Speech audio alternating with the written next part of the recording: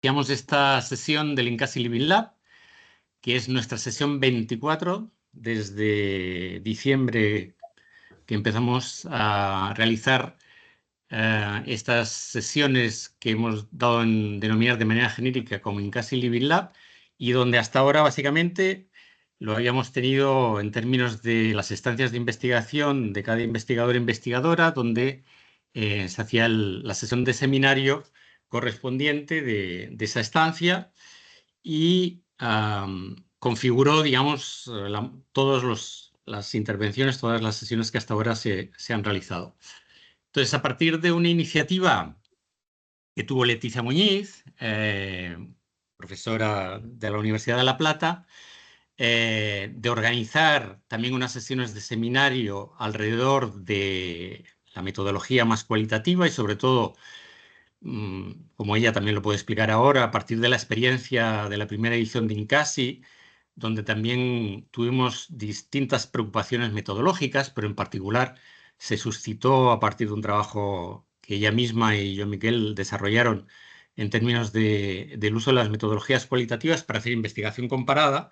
Hubo un capítulo del libro de Incasi que trató sobre esas cuestiones y a raíz de esa experiencia, la idea que ella explicará ahora era también ampliar, digamos, ese tipo de encuentros, de sesiones, de contenidos para, ligados a los objetivos del proyecto de Incasi, pues desarrollar también ese aspecto. Eso nos generó, en particular a Sandra y a mí, lo que podemos llamar una envidia sana y que nosotros denominamos admiración. Y por tanto, como buena admiración, dijimos que nos pareció muy interesante y no solo eso, sino que esa admiración nos llevaba a plantearlo como una cuestión más general, más allá de lo cualitativo o de lo cuantitativo.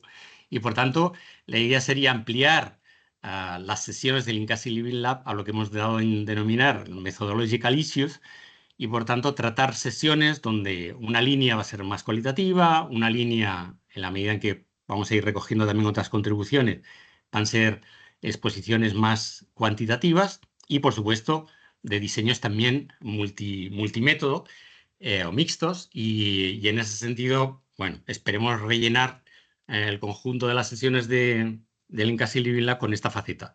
Y como también habíamos comentado en un correo que enviamos, pues una tercera faceta de los Incasi Living Labs serán los encuentros con temáticas más orientadas, digamos, o lo que podemos llamar de manera más genérica la transferencia de conocimiento y en ese sentido pensar más en temáticas ligadas a las políticas públicas, más a la participación de actores externos al proyecto que tuvieran esas preocupaciones por las desigualdades sociales, etcétera.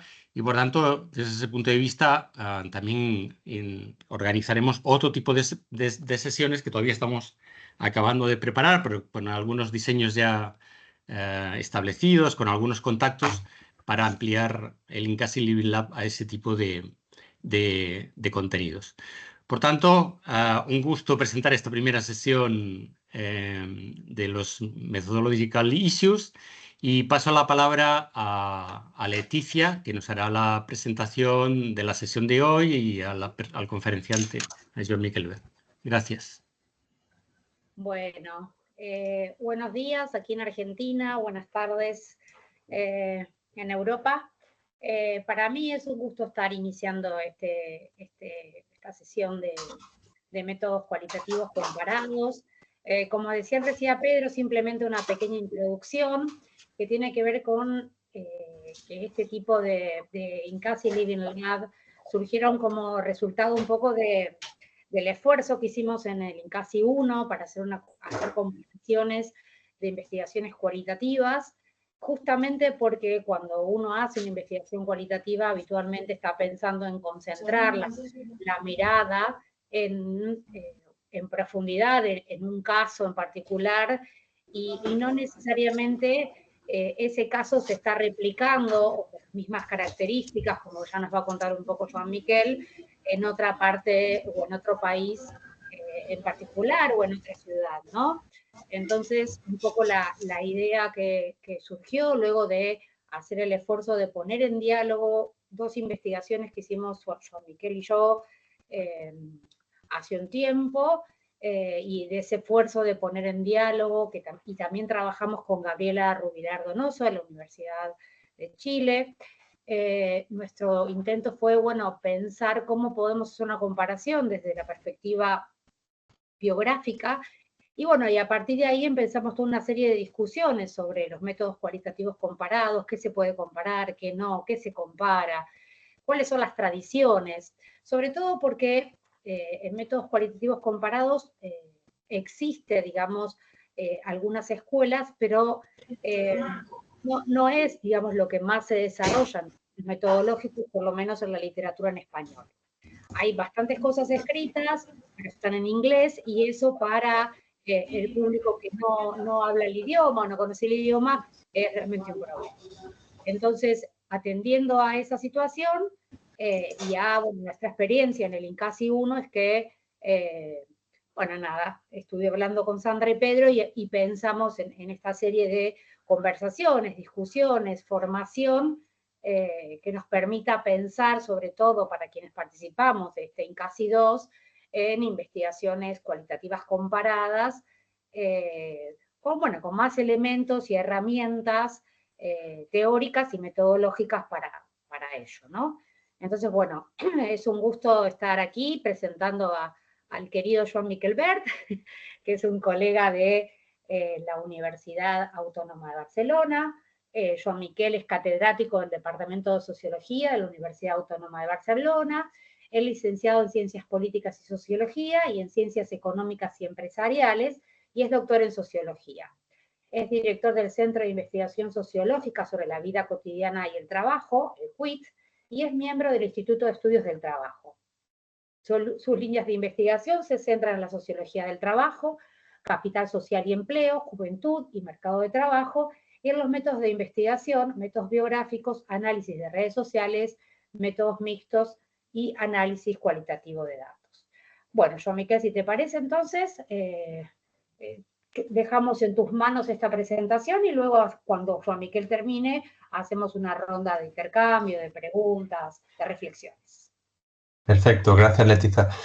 He conseguido, antes estaba haciendo unas pruebas, no sé que si estáis viendo ahora mi presentación, porque he conseguido poner la presentación y vosotros al lado, que es lo que quería ver. Al tiempo que hablaba quería ver el público. Sí, sí. Pero ¿estáis viendo Está la todo presentación? bien. Ah, Sí, perfecto. sí. Sí se ve. Entonces lo he conseguido, porque antes conseguía compartir pantalla, pero no conseguía que vieseis. O sea, puedo seguir, ¿no? Si muevo esto, si le doy aquí, sí, estáis viendo la... Sí. Perfecto. Sí, ¿no? Sí. Perfecto, pues perfecto bien para mí, porque eso me permite veros al mismo tiempo que estoy presentando, lo cual es mucho más agradable que no hablar a una pantalla sin ver a nadie. Pues vuelvo aquí a la primera. Gracias, Leticia, por la presentación y a Pedro también por presentar la línea, que yo creo que va a ser muy provechosa dentro de INCASI 2. Parece que está muy trabajada la línea comparativa, pero yo creo que siempre vamos corriendo y vamos con el producto que hay que hacer, y yo creo que no siempre se reflexiona lo suficiente sobre la comparación cuantitativa y cualitativa. De hecho, yo hoy haré una introducción muy general y quizás también por ser la primera de esta serie, pues mezclaré cosas de cuanti y de quali, aunque la lógica es la de estudios comparados de caso, o estudios de caso comparado, lo pueden llamar de cualquier modo, y con una pequeña crítica también un poco provocadora, un poco para el debate, sobre lo que es más clásico, que son los estudios cross-sectional o cross-country, que es justamente cuando lo que hacemos es coger datos cuantitativos y los comparamos y poca cosa más. Entonces, justamente, a partir de la invitación de Leticia, que le agradezco también la invitación a hacer esta presentación, he trabajado cosas que ya tenía, pero la verdad es que es una presentación específica para este seminario, ¿no? Porque mezclo dos cosas que normalmente no había presentado. Una cosa es la lógica de estudios de caso y otra cosa es la lógica de estudios comparados internacionales. Entonces, bueno, voy a presentar estas dos cosas. Intentaré que sea una presentación de solo media hora, porque yo creo que tampoco se trata de alargar un poco más. Tiendo a extenderme más de lo que tocaría, por lo tanto, si veo que voy justo de tiempo, ya me saltaré alguna diapositiva y, en todo caso, pues también Pedro y Leticia tienen el PPT y se lo enviaré a Cristian, también se necesita para si alguien quiere el documento, pues lo pueda leer con más calma o lo pueda leer con más calma. Bueno, como os decía, intenta ser también una presentación un poco provocadora, un poco para generar debate, ¿no? Y el argumento, empiezo por ahí, es que cuando hablamos de estudios de caso, también podemos hablar de estudios de caso a nivel internacional, que es algo que no suele hacerse, ¿no? La lógica de estudio de caso suele situarse en el nivel micro o meso, después ya pondré definiciones a estos niveles, pero cuando hablamos de comparaciones internacionales, lo cual es muy pertinente para un proyecto como INCASI, no solemos utilizar el término estudios de caso comparados, ¿no? A veces se llama de método comparativo o lógica comparativa, pero no tanto estudios de caso. Y yo creo que es bueno utilizarlo, aunque no estoy diciendo que sea lo correcto, o sea, podemos utilizar otros términos, pero en todo caso, más que utilizar el término no, porque yo nunca me he peleado por los nombres, siempre me peleo mucho más por los contenidos, la lógica de los estudios de caso sí que enriquece estos estudios comparados a nivel internacional. Incluso cuando hacemos estudios de lógica inicialmente cuantitativa, ¿eh? Ahora veréis un poco también por qué digo esto de esta lógica cualitativa de los estudios de caso, porque en términos de lógica son cualitativos, como diseño se puede aplicar a los estudios con datos principalmente cuantitativos. Y la presentación tendrá estas 4 partes, ¿no? Una introducción, que es muy básica, y las que tengáis nociones de estudios de caso, pues no diré nada nuevo. Presentaré también la otra pata que decía que era mi presentación, que es el método comparativo, utilizando aquí unos cuantos autores, pocos, básicamente me basaré en Sartori, hay otros autores que lo han utilizado, pero Sartori está en español y tenéis la referencia al final, me parece un autor muy importante en español que sigue diciendo, traducido, es italiano, pero sigue diciendo cosas que son interesantes hoy en día. Hablaré de los estudios cross-national, que son estos estudios básicamente cuantitativos, y las alternativas, y unas pequeñas conclusiones al final. Entonces, empiezo con esta primera parte más de presentación básica, de algo que seguramente la mayoría de vosotros y vosotras conocéis, que es qué definimos y qué entendemos por un estudio de casos. La verdad es que es, como pasa muchísimo en ciencias sociales, es un término muy polisémico, muy poco preciso en general, en parte porque se utiliza en muchas disciplinas, ¿eh? Y a veces, yo me acuerdo incluso cuando hace ya años, ahora como 15 años, compré un libro para la biblioteca en estudios de caso y era el estudio de caso de carácter pedagógico, es decir, cómo puedo explicar con casos, puedo dar clases, ¿eh? Otro problema de esta definición es que a veces los estudios de caso, quizás no tanto en sociología, ciencia política, pero sí en disciplinas muy cercanas, management, economía, pero incluso también desde la medicina, el estudio de casos se entiende casi como sinónimo de estudios cualitativos. Es decir, cuando alguien quiere decir que está haciendo un enfoque cualitativo, está utilizando un enfoque cualitativo, dice que está haciendo un estudio de caso. Para mí no es lo mismo, ¿eh? Para mí no es lo mismo un enfoque cualitativo que un estudio de caso que sea un tipo de estrategia, ahora definiré que es estrategia, muy particular dentro de un enfoque cualitativo, pero que no es lo mismo claramente. Esto es mi opinión, después también lo podemos comentar, lo podemos hablar si hay pues, opiniones diferentes. ¿Qué es para mí un estudio de casos? O como mínimo, ¿con qué sentido lo utilizaré en la sesión de hoy? Pues lo utilizaré con este sentido de estrategia metodológica. Estrategia metodológica que puede ser sinónimo a aproximación, approach, research approach, también a veces incluso se puede hablar de tradición de investigación, pero sería esta lógica de diseño que articula y estructura decisiones metodológicas, es decir, una especie de paraguas que tiene una cierta lógica que nos lleva a tomar decisiones articuladas respecto al diseño metodológico, ¿no? Dentro de para mí, este paraguas que puede definirse como estudios de caso, hay diferentes concepciones, es decir, ni siquiera dando una definición amplia como paraguas metodológico, como lógica metodológica, tenemos siempre la misma forma de entender esta aproximación. Yo creo que aquí lo separo en dos lógicas muy diferentes. La lógica de tradición más etnográfica, antropológica, que vendría de la antropología o de los estudios antropológicos del siglo XIX o de finales del XIX, que es esta lógica ideográfica. Yo tomo un caso concreto de interés y en ese momento, yo creo una tradición que se ha alargado mucho, incluso hasta mediados o finales del siglo XX, en que tiene una lógica muy descriptiva, muy detallada, muy thick description, ¿no? Muy análisis denso, pero que básicamente lo que quiere hacer es profundizar en un caso concreto, y tampoco hay una especial preocupación por la generalización más allá del caso, porque se considera que el caso es de suficiente interés como para profundizar en su estudio. Y después tendremos la otra lógica, que es quizás de tradición más sociológica, en que el caso se toma como una instancia, como un elemento para generalizar. Y si la anterior tiene una lógica muy ideográfica, muy de que el caso es lo que me lleva a... El caso lo tomo porque tiene interés propio, interés por sí solo. En esta segunda lógica tomo el caso porque conecta con un cierto problema teórico previo, es decir, el caso se elige porque es un buen representante o es una buena instancia para desarrollar un estudio en función de la pregunta que tengo. Es decir, primero vendría una cierta reflexión teórica y después se elige el caso porque responde bien a esa preocupación teórica que tengo.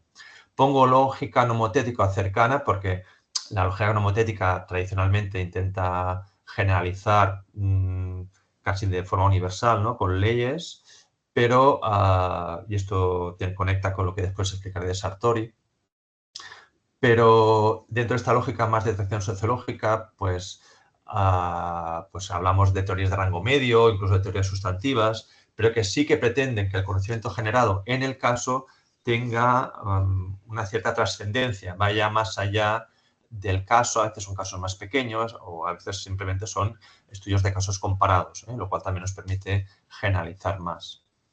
De hecho, cuando hablamos de casos comparados, yo creo que, y es el título, ¿no?, de la sesión de hoy, hay que acudir a Jean, es un autor para mí fundamental, a veces acusado por ciertos autores de positivista. Los de lógica más ideográfica, pues se le acusa. Yo creo que cuando uno lo lee bien, realmente no es positivista y tampoco es especialmente deductivo. O sea, a veces se asocia positivismo a lógica deductiva.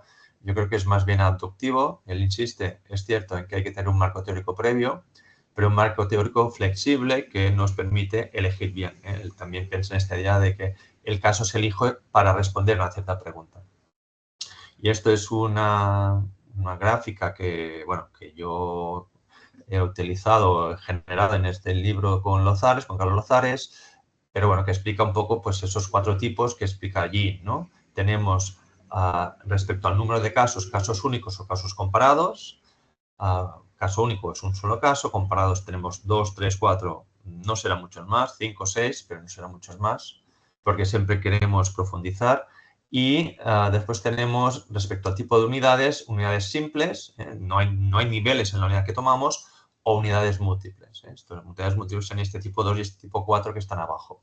Solo mencionar una cosa, y yo utilizo un término diferente al de Jean. Aquí cuando pongo casos únicos y casos comparados, Jean utiliza el término casos múltiples, que para mí es un poco confuso, porque si hablamos de unidades múltiples y hablar de casos múltiples, y yo creo que confunde. Mejor hablar de casos comparados, que es un término mucho más habitual en sociología y que yo creo que nos permite entender mejor de qué estamos hablando. Solo simplemente avisar que lo de casos comparados no es. La tabla es literalmente lo que explica Jean, el nombre no es el que utiliza Jean, es el que utilizo yo y otra literatura, que yo creo que tiene más sentido hablar de casos comparados.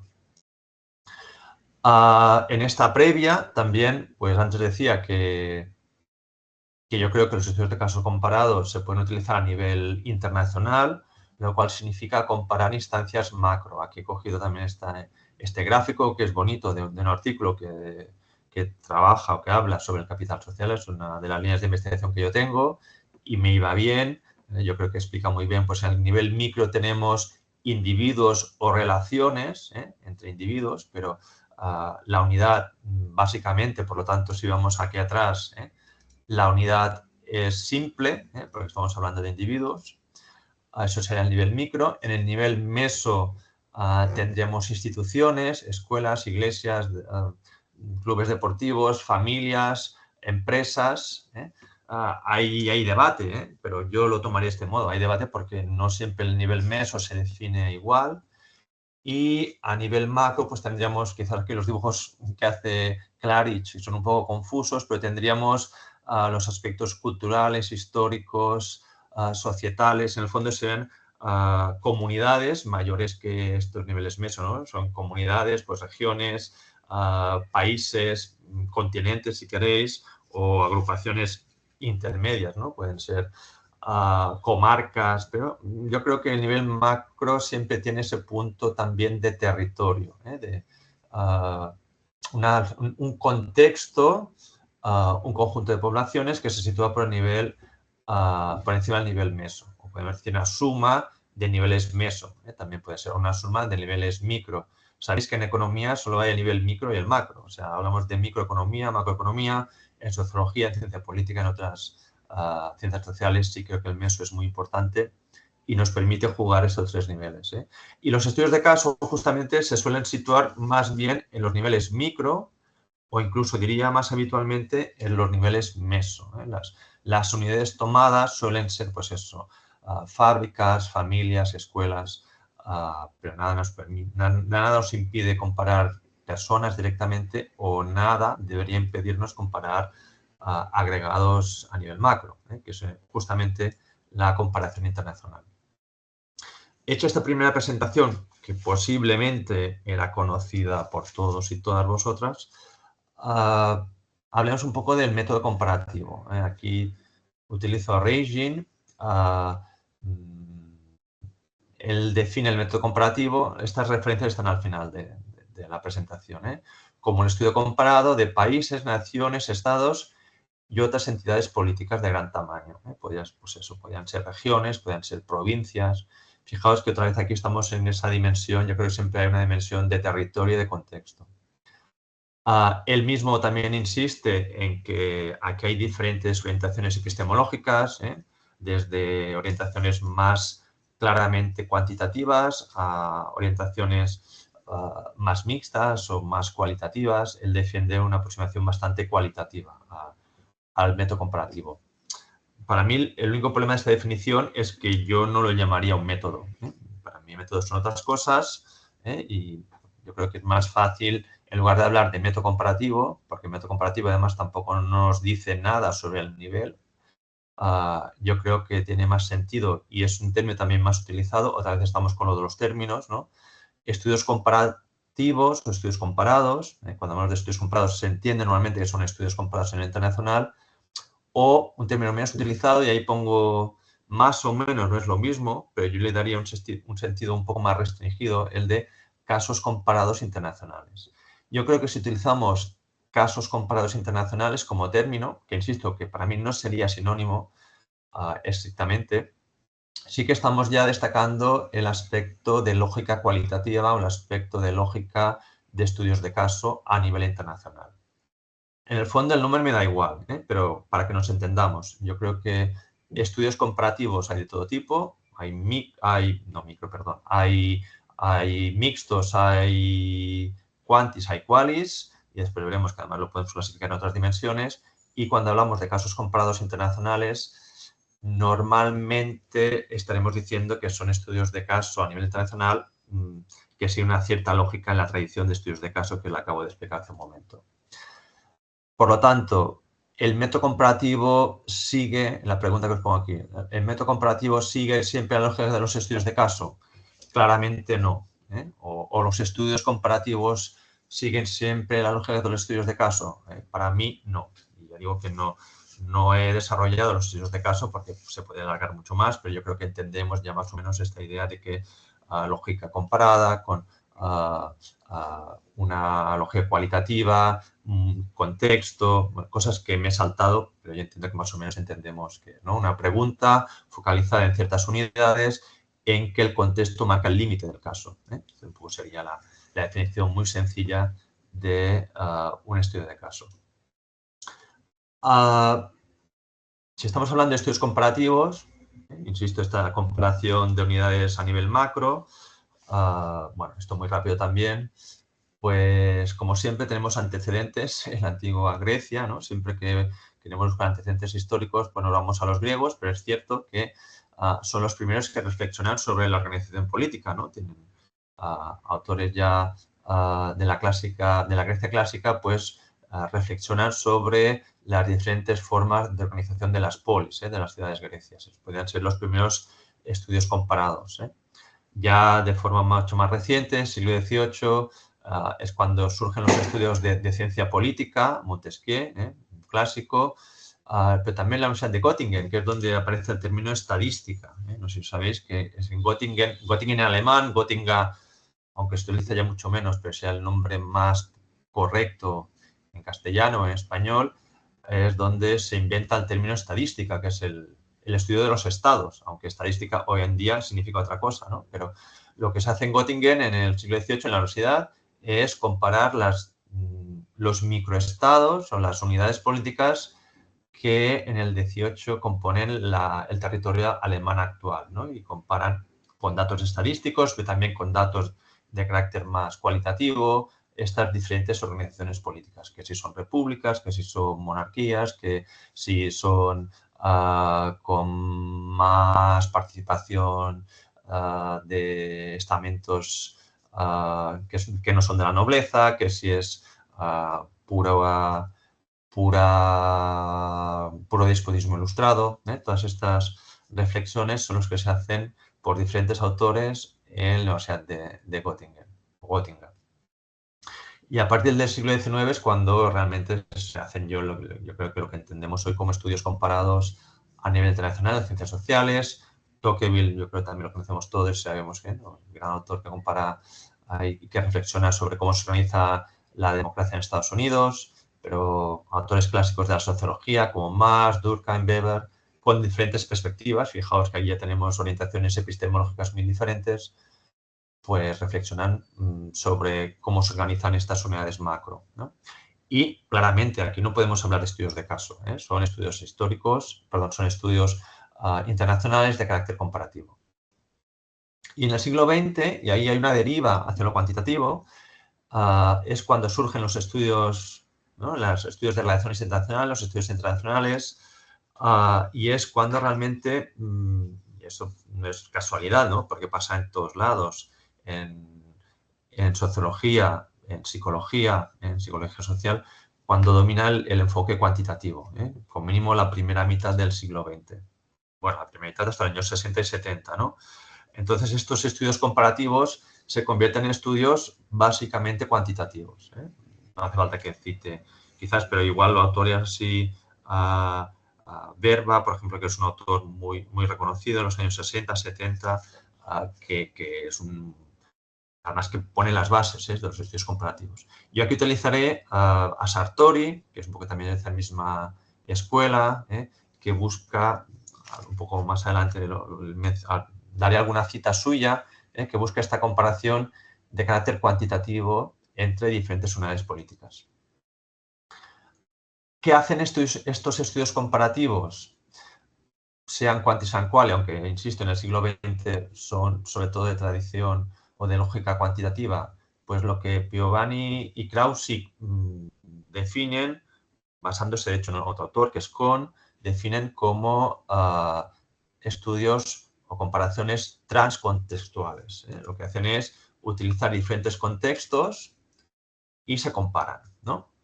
Y aquí también Piovani y Krausik destacan como dos variedades dentro de estos estudios transcontextuales. Uno, los estudios cross-national, que yo traduzco, es muy difícil el cross traducirlo, ¿no?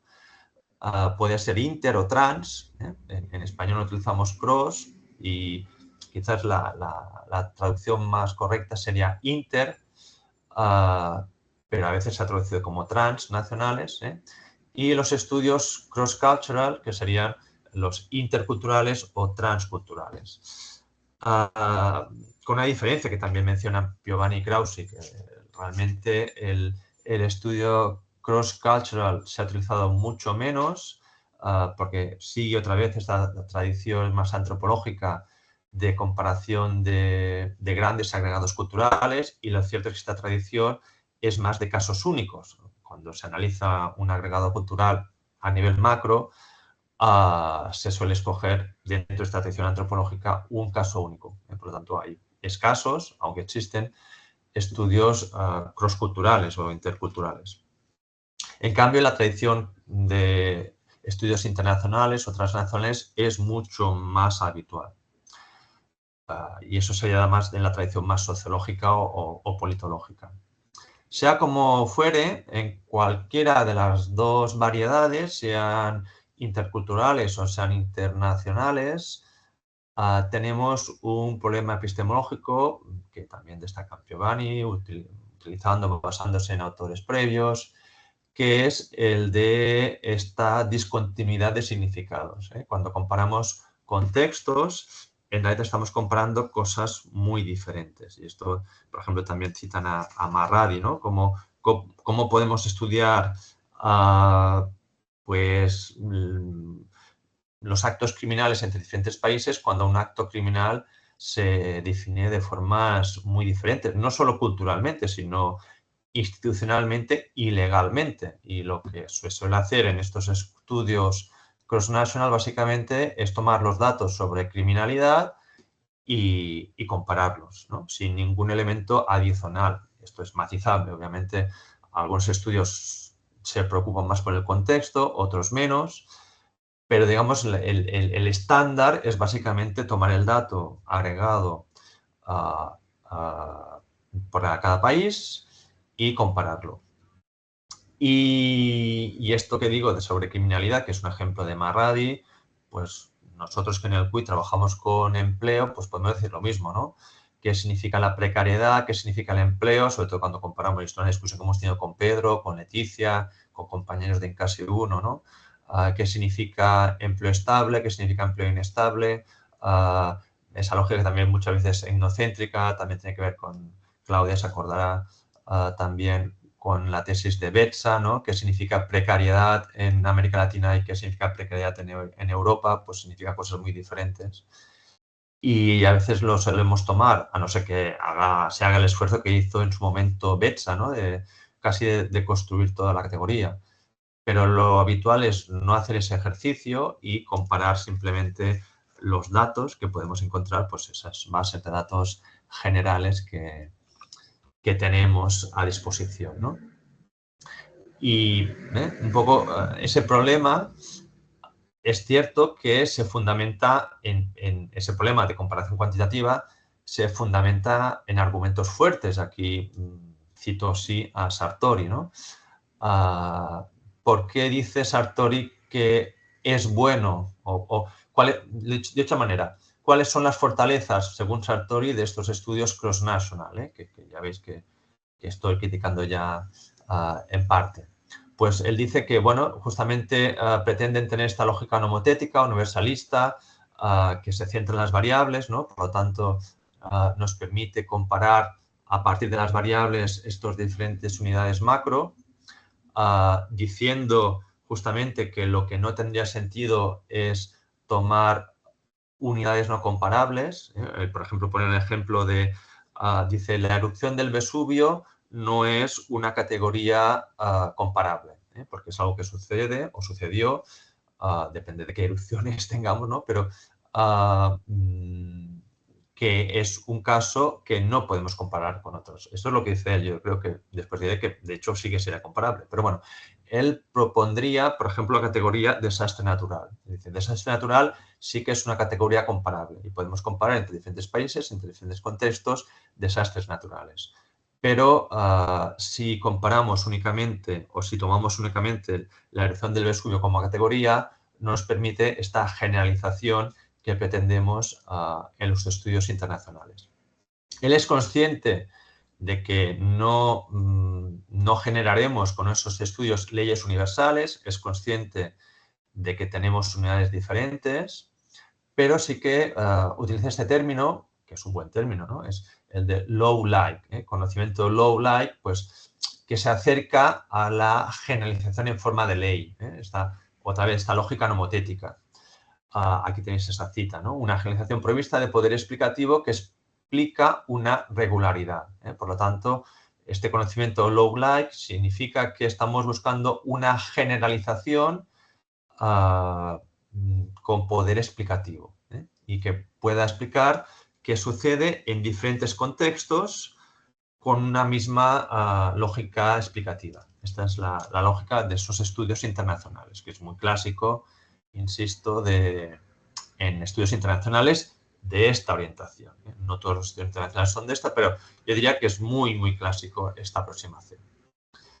¿Qué se diría o qué diríamos desde los estudios de caso? ¿Alguien en una tradición que ha utilizado más los estudios de caso? Pues diríamos que está bien, que está muy bien comparar unidades macro, pero que eso significa, desde la lógica, desde la terminología, desde la percepción de los estudios de caso, unos ciertos desafíos. Primero, tenemos, y utilizando aquí los términos también de Jin, tenemos unidades que siempre, cuando hablamos de nivel macro, siempre son de carácter múltiple. Es decir, no son unidades simples, significa diferentes niveles, o significa tener diferentes fuentes de información, diferentes agregados en diferentes niveles y, por lo tanto, también tener en cuenta en qué punto situamos esa comparación. El dato agregado por sí solo seguramente no será suficiente para hacer un buen estudio de caso a nivel macro. Si aplicásemos la lógica de estudio de caso a nivel macro, diríamos el dato agregado español, argentino, francés no nos sirve de nada porque hay que ir un poco más abajo, porque hay diferentes niveles en esa unidad que estamos comparando. Segundo elemento que hace más compleja esta comparación es el contexto. En los estudios de caso, el contexto siempre es muy relevante. El contexto nos da el límite del caso, pero nos da también la lógica de funcionamiento. En el fondo entendemos el contexto también como los límites que dan unidad al caso estudiado. Los límites o los contornos, si queréis, que dan unidad al caso estudiado, porque realmente los casos se definen normalmente, hay otra vez la importancia del marco teórico del que se parte o de las categorías teóricas de las que partimos, no necesariamente de marco teórico, pero sí categorías teóricas. Esos contornos se suelen definir teóricamente, desde el planteamiento teórico que tenemos. Por lo tanto, ese contexto, ese contorno, pasa a ser un elemento indispensable cuando hacemos estudios de caso, o debería serlo. Si hacemos un buen estudio de caso, ese contorno es indispensable tenerlo en cuenta cuando hacemos el estudio de caso. Pensad en niveles meso, incluso niveles micro. Un buen estudio de caso siempre tiene en cuenta ese contexto, porque justamente es lo que nos permite la comparación, sobre todo cuando hacemos estudios de casos comparados.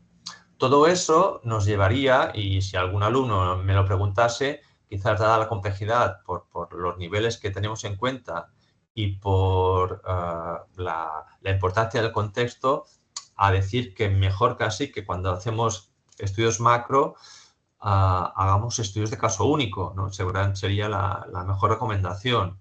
Y seguramente lo que se hace en esta lógica más antropológica. ¿Qué pasa? Que no siempre es así, ¿no? A veces nos interesa, y como el propio INCASI tiene mucho sentido comparar diferentes unidades a nivel macro.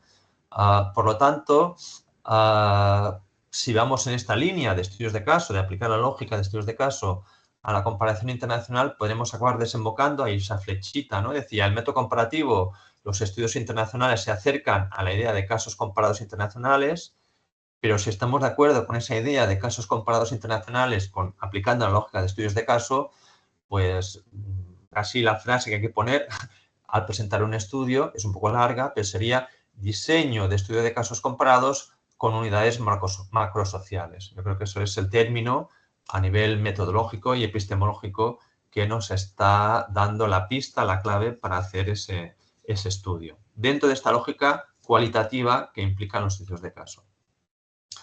Entonces, eso significa también, bueno, lo dejo aquí de momento,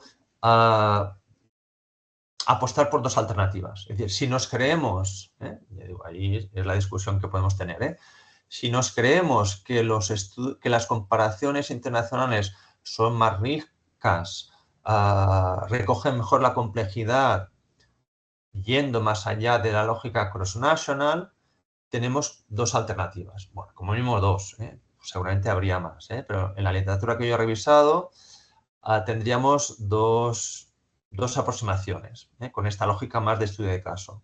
Una sería en las comparaciones de carácter ideográfico, que es lo que podemos llamar también comparación de objetos.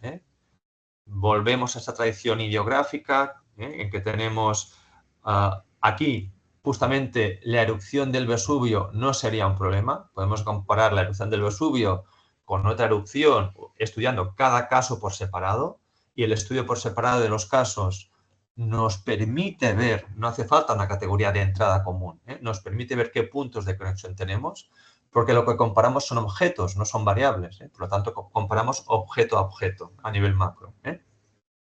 Y claramente en esta lógica tendríamos una lógica metodológica puramente, o principalmente, puramente quizás no es lo adecuado, pero principalmente cualitativa, porque lo que hacemos es una aproximación holística al caso. Aunque sea macro, y con todos esos niveles, tenemos esa aproximación cualitativa. Y esto lo explicaré después, porque citaré también los autores que apuestan por esta aproximación.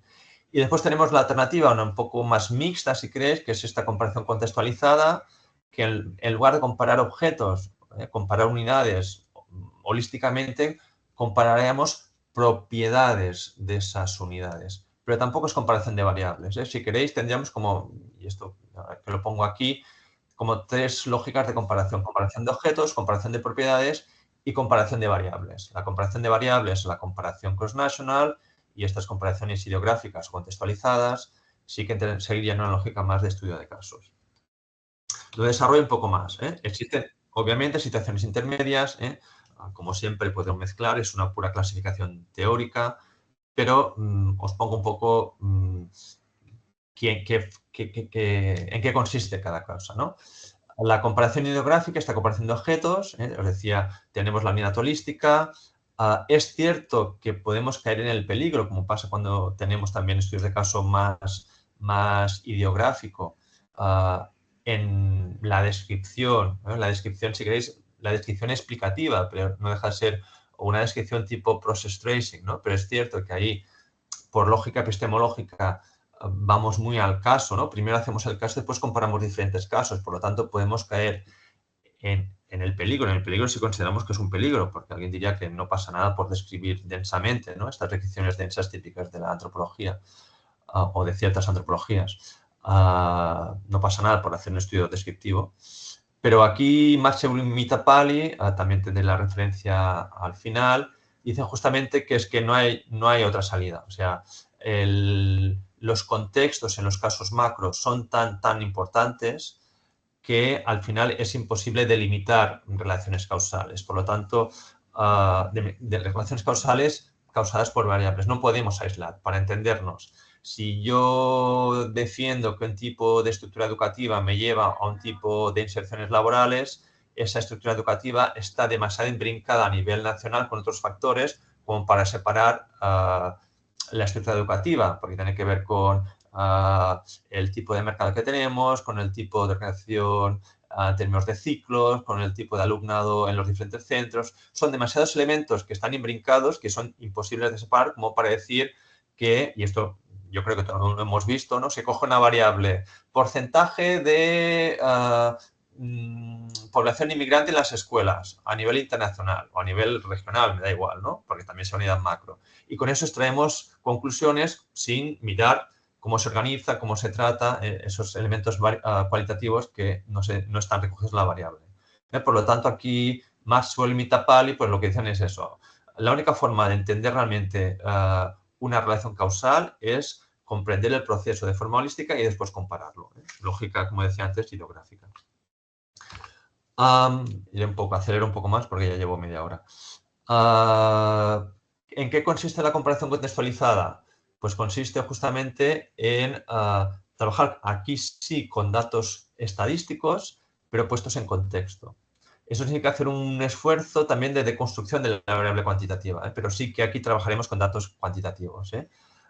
está la lógica, esto aquí lo veréis, es la lógica societal. Estos autores, Maurice, Selye y Silvestre, después tendréis la referencia también al final, compararon hace ya muchos años, creo que es los años 80, el sistema de formación profesional en Francia y Alemania con esta lógica societal. Es decir, tenemos datos estadísticos, pero hay que ponerlos en el contexto de cada país. Y esto significa también pocos casos, ¿eh? No significa 20 casos comparados, porque necesito contextualizar muy bien los datos estadísticos y además trabajar a veces incluso con la noción de equivalentes funcionales, es decir, para poner un ejemplo, la precariedad, que en España se puede traducir como da variable en contratos temporales, en otro país, por ejemplo en Italia, podrían ser autónomos, falsos autónomos. Además, esa comparación yo la he hecho en algunos estudios internacionales, ¿eh? Porque la precariedad en Italia no queda reflejada en la contratación temporal, por ejemplo, ¿no? Porque, bueno, además, después de la reforma del 21 en España, sabemos que ha bajado mucho la contratación temporal. Pero digamos que hasta el año 2021 en España, la forma más directa de medir la precariedad, ya sabemos que es un concepto multidimensional, pero si lo traducimos a una sola dimensión, podría ser si es un contrato temporal o indefinido. En Italia, comparar contratos temporales con los temporales españoles no nos está midiendo la precariedad real en Italia, como un ejemplo, ¿no? Entonces, son datos estadísticos diferentes, pero que juegan la misma función en ese contexto societal, ¿no? Y eso significa que los conceptos o que las categorías, esto también creo que es un término de Marradi, es context bound, o sea, está ligado al contexto. No podemos comparar de forma acrítica categorías diferentes porque a lo mejor hay que cambiar la categoría y medirla en función del contexto que estamos comparando.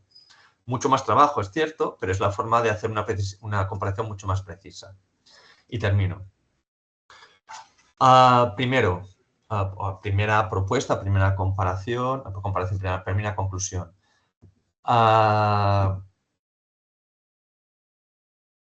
En comparaciones internacionales, si queremos hacerlas bien, un enfoque puramente cuantitativo, justamente por tratarse, por ese carácter transcontextual, que compara sentidos y entidades que tienen sentidos diferentes en contextos diferentes, tiene poco sentido, ¿eh? A no ser que asumamos ese poco sentido, ¿no? O a no ser que tengamos muy claro que esa categoría es claramente comparable. Y aquí también, por ejemplo, creo que es también Piovani y Krause que decían, bueno, igual dentro de la Unión Europea se pueden comparar. Es cierto, tenemos instituciones que nos pueden hacer cercanos con ciertas variables. Pero cuando hacemos comparaciones más alejadas a América Latina con Europa, por ejemplo, una pura comparación transcontextual cuantitativa, yo creo que aquí se puede afirmar categóricamente que tiene muy poco sentido sin apelar, sin acudir al contexto. Como alternativa a estos casos, a estos estudios transcontextuales con poca lógica cualitativa, tenemos la lógica que nos ofrecen los estudios de caso, que nos ofrecen una estrategia metodológica que permite superar esos problemas epistemológicos de la comparación. ¿Por qué? Pues tiene en cuenta los niveles de las unidades, por lo tanto, no se trata de utilizar únicamente datos agregados a nivel estatal o a nivel regional, sino que nos permite, si la aplicamos esa lógica, movernos en diferentes niveles y además también tiene muy en cuenta el contexto, algo que nos ayuda a hacer mejores comparaciones. Y termino con estas 4 implicaciones, ¿Qué significaría aplicar esta lógica de estudios de caso a la comparación internacional? Primero, selección intencional, es decir, no coger todos los casos porque tengo muchos y los voy a comparar como si fuese un estudio por encuesta. Yo creo que tiene mucho más sentido la selección intencional, qué quiero comparar y por qué elijo esos casos. Segundo, identificar cuál es el contexto o los contextos relevantes para cada caso elegido. Tercer elemento, incorporar siempre necesariamente información cualitativa que puede combinarse. Ya hemos visto que tenemos esta lógica más de comparación de objetos o de comparación de propiedades. Cuando comparamos objetos diríamos que casi no hace falta, o los autores que la defienden dirían que no tiene mucho sentido el dato estadístico. Pero si utilizamos la lógica más de comparación de propiedades, el dato estadístico sí se utiliza con profusión, pero contextualizado, pero siempre se combina con información cualitativa.